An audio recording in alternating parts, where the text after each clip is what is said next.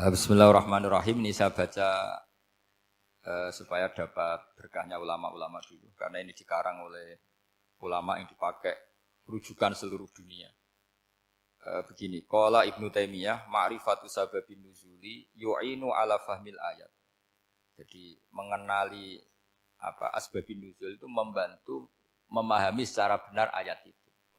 Karena tadi kalau ayat itu dipotong, itu maknanya bisa kacau kayak tadi famastam ta'tum bihi minhunna fa'atuhunna ujuruhun. Kalau diterjemah itu kan mendukung kawin mut'ah. Kalau terjemahnya saja perempuan siapa saja yang pernah kamu nikmati, yang penting kamu bayar. Itu kan aliran sesat dan menyesatkan. Itu konteks asbabun nuzul tidak seperti itu. Perempuan yang sudah menjadi istri kamu, seorang lagi perempuan yang sudah menjadi istri kamu, jika sudah kamu hubungan intim, maka maharnya harus dibayar penuh. Tapi kalau belum hubungan intim, maharnya hanya wajib separuh. Fanisfu ma faradtum illa ayafuna aw ya'fu alladhi biyadihi uqdatun nikah. Tapi tadi kalau di Indonesia gimana Gus? Ya itu yang repotnya. Maharnya itu tadi mau kena atasan dan apa? Bawahan. Wah kacau kalau di Indonesia. Sehingga kita bingung kalau dalam logika Arab kan gitu. Bayangannya kalau cerai, kata Allah fala ta'khudhu minhu syai'an. Harta yang sudah kamu berikan ke istri jangan diambil lagi. Sampai dilarang ngambil tuh karena jumlahnya banyak sehingga kepikiran ngambil. Kalau di Jawa enggak usah dilarang sudah tidak akan ngambil karena rukuhnya sudah lusuh.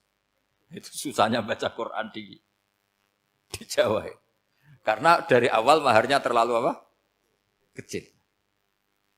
Terus beliau Imam Suyuti termasuk di sini menyontohkan yang pasti salah kalau difahami yaitu tadi ayat apa itu fa inama tuwallu fastamma wajhu. Jadi beliau terus meringatkan betapa pentingnya mengenali asbabin nuzul. Karena asbabin nuzul itu gampang. Saya ulang lagi, asbabin nuzul itu gampang. Gampangnya begini ya, kan ada satu peristiwa. Misalnya begini, Rasulullah itu kan mengkritik penuhanan Lata dan Uzza. Berhala-berhala itu dituhankan, dikritik sama Rasulullah. Kemudian mereka begini, karena mereka biasa personifikasi Tuhan. Muhammad, kalau Tuhan itu tidak Lata Uzza dan itu terbuat dari batu, lalu Tuhan Anda itu dari apa? Amin fiddotin audhabin, lalu Tuhan Anda ini dari emas apa dari perak? Karena mereka enggak bisa membayangkan Tuhan tanpa dipersonifikasi.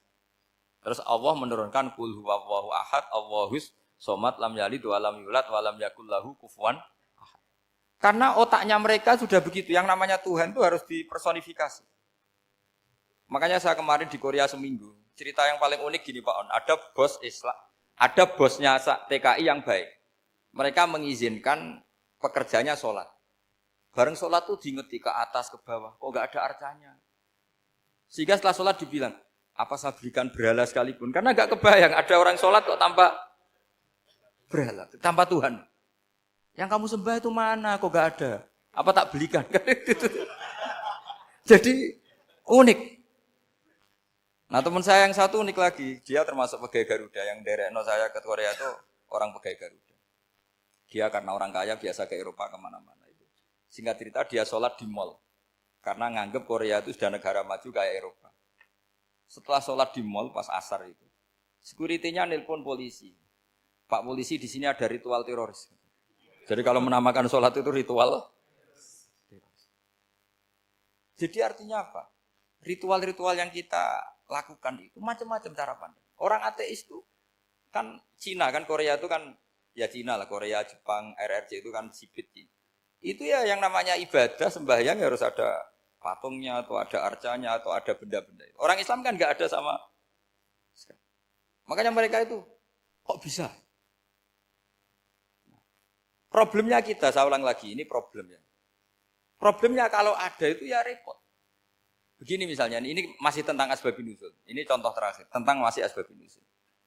Umar radhiyallahu anhu, sahabat Umar itu kalau mencium Hajar Aswad itu sambil gedumel. Tidak berdoa tapi gedumel. Masyhur. Itu ada di Bukhari. Alim tu annaka hajarun la tadurru wa la tanfa walau la anni ra'aitu Rasulullah qabbalaka ma qabbaltuka. Saya tahu loh. Nyium Hajar Aswad dicium, tapi sambil gedumel. Saya tahu loh, kamu hanya batu, enggak mandoroti, enggak manfaati. Kamu jangan GR, saya cium itu jangan GR.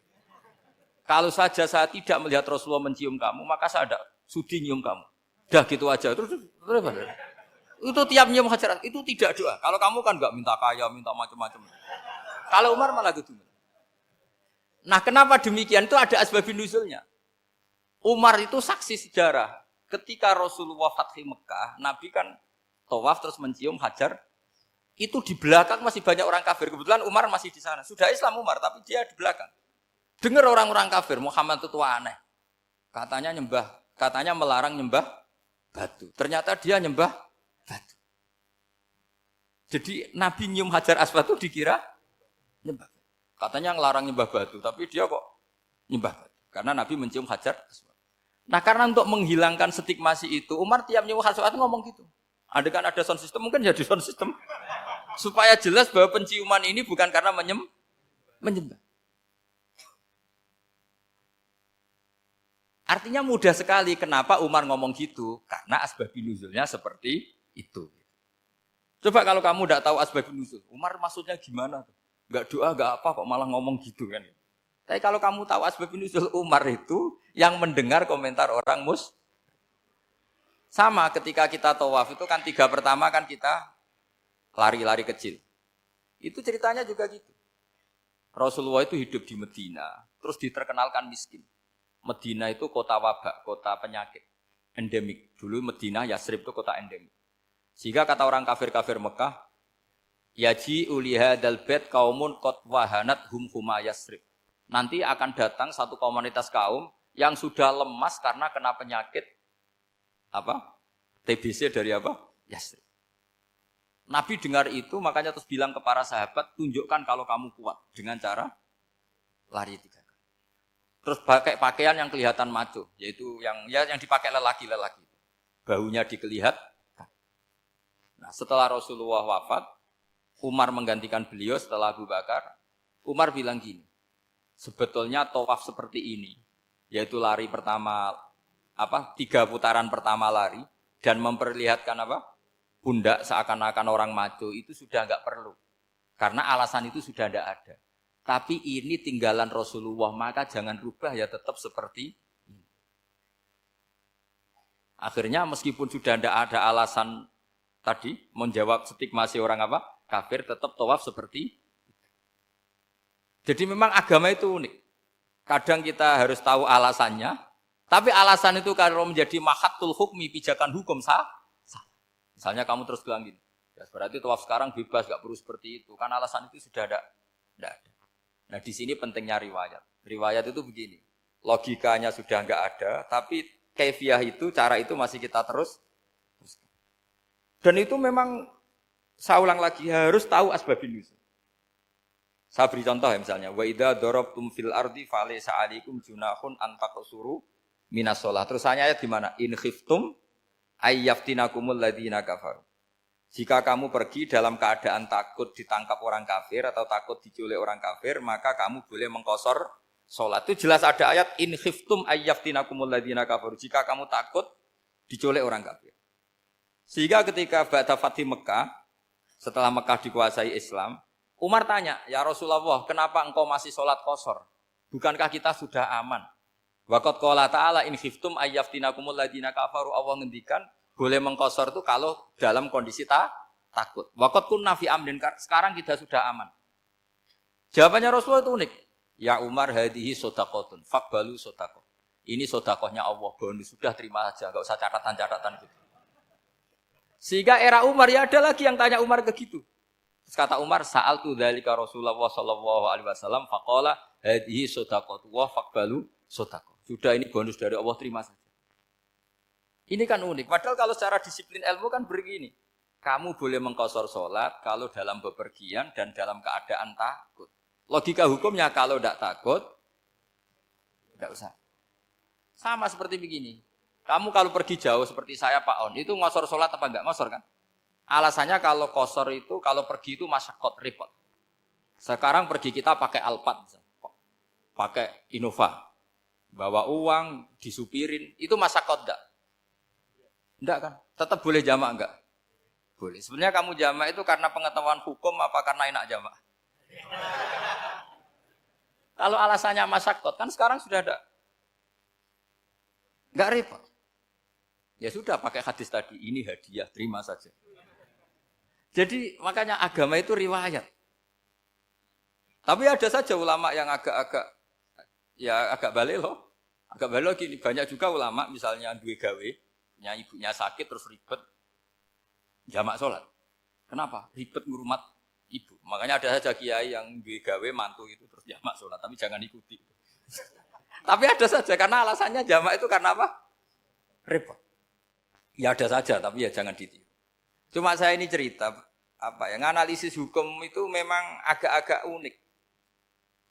Jadi tadi kadang Nabi itu ditanya, ya Rasulullah kita dulu boleh jamak qasar ini kan karena in khiftum ayyafinakumul ladzina kafaru, takut diancam orang kafir. Sekarang aman, kenapa tetap jamak? Jawabnya Nabi, ini hadiah, terima saja. Ya ada sahabat yang bantah, kenapa Nabi? Allah itu zat yang baik, kalau sudah ngaji bonus nggak pernah ditarik lagi. Makanya Nabi kalau berdoa itu unik. Ya, siapa yang disiksa di dunia karena dosanya, fawahu akramu min ayyus sanniya uqubatahu fil akhir. Kalau ada orang salah kok di dunia sudah dikasih sanksi, Allah itu lebih mulia untuk mengulang nanti di akhirat. Akram itu Allah terlalu mulia, maksudnya orang kepikiran, wis males ya selesai, tidak akan di. Kalau sampean kan enggak, masih ingin lagi. Jadi itu cara berpikir apa? Nubuah. Jadi berpikir nubuah itu beda. Ada orang pas sujud diinjek sama orang fasik. Diinjek, kemudian si yang sujud tadi, wallahu la yaghfiru wallahu laka, demi Allah tidak akan ngampuni kamu. Itu langsung Allah memberi wahyu sama Nabi di zaman itu. Bilangin yang sedang sujud itu, dia harus minta maaf sama saya, kata Allah. Man dzalladzi yata'alla ala fulan, dia bersumpah bahwa Allah tidak akan memaafkan orang itu. Itu harus diralat. Nabinya iskal, kenapa ya Allah? Yang Tuhan itu saya ini punya sifat dua, bisa menyiksa dan bisa memaafkan. Kenapa dia milih sifat saya satu tidak memaafkan? Akhirnya apa? Orang yang nginjek tadi sama Allah dikasih tobat dan jadi orang soleh. Jadi itu makanya kamu nggak boleh jadi orang ekstrim nyifati Allahnya satu. Nggak boleh, Allah tetap bisa yaghfiru liman yasha wa yu'adzibu may yasha. Sifatnya Allah dua ya tetap dua, nggak boleh kamu pilih satu. Misalnya kamu kan biasanya gini, yang ghafur untuk kamu, yang sadidul uqab untuk orang lain. Mesti kelakuannya sampean kan begitu. Tidak boleh seperti itu. Rasulullah kayak apa bencinya sama Wahsy? Karena Wahsy itu qatilul Hamzah. Yang membunuh Sayyid Hamzah siapa? Itu bencinya bukan main Rasulullah. Sampai maksud-maksud Wahsy. Tapi sama Allah malah diturunkan ayat laisa laka minal amri syai'un aw yatuba alaihim aw yu'adzib.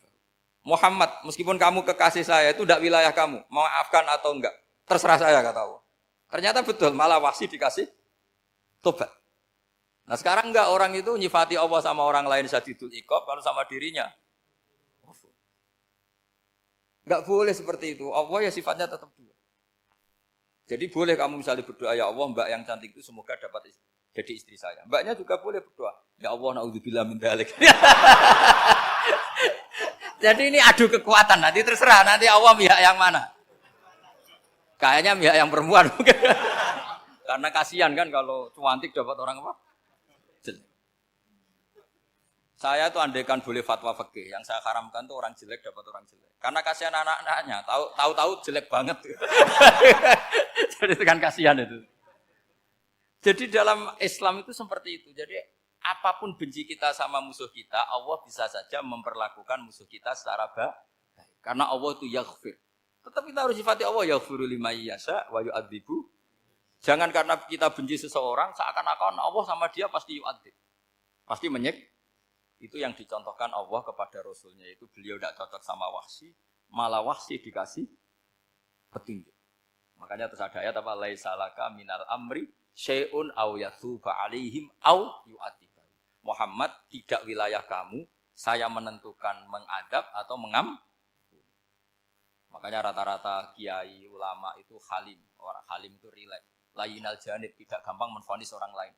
Biar Allah tetap dengan sifatnya yaf'alu ma biasa, bahwa Allah bisa melakukan apa saja. Soal kamu benci sama seorang, benci saja atas nama kamu. Jangan nyatut-nyatut Allah. Misalnya kamu cinta seseorang, wah ini yang calon presiden ini harus jadi presiden. Ternyata Allah menghendaki jadi menteri, mau apa? Ya Allah ya falu maya sak mau apa coba? Yang kiai atau Pak On, BPAI, patutnya kan menteri agama itu Pak On. Tapi kalau Pak yang takdir gitu mau apa? Ya sudah, Allah ya falu. Santai aja. Itu rileknya ahlul ilmi, ya sudah santai saja. Ini negaranya Allah, ini kerajaan Allah, ini buminya Allah, ya Allah biarin ya falu. Mas, jadi Tuhan Allah kamu yang repot. Kira-kira jadi Tuhan itu Allah kamu yang repot. Ya Allah biar tetap ya falu. Mayasa Allah boleh yaghfir liman yasha wa ya'tibu mayasa. Saya kira demikian. Assalamualaikum warahmatullahi wabarakatuh.